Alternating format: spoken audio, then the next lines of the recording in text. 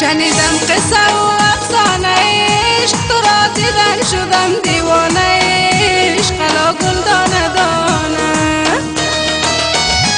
ندانستم گناهم را خدایا، که رفتم سوی بندی خانه عشق. الا گل دانه دانه الا گل دانه دانه دانه دانه، کسی که عاشق است ناکام نمانه.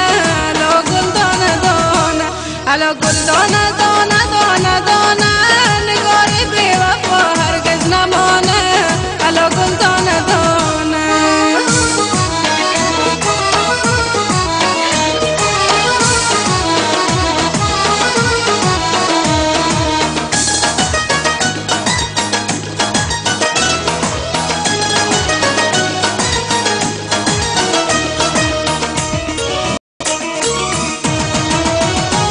دو چشمت را بنی آدم ندارد، نگاهت را کل عالم ندارد. الا گل دانه دانه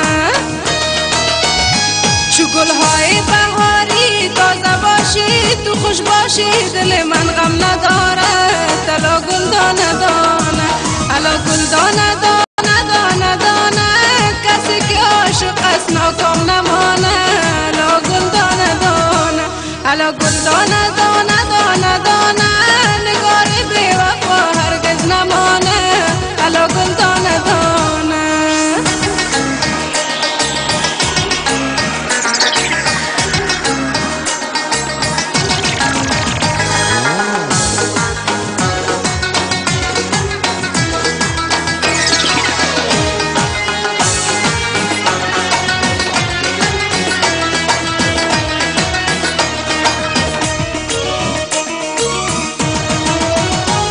اگر عاشق چونین دیوانه گشته، چونین بی خانه و ویرانه گشته. الا گل دانه دانه به دور شم رخسار نگاری، ذکر بی عاشقی پروانه گشته. الا گل دانه دانه الا گل دانه دانه دانه دانه، نگاری بی وفا هرگز نمانه. الا گل دانه دانه الا گل دانه دانه دانه دانه، نگاری بی وفا هرگز نمانه. الا گل دانه دانه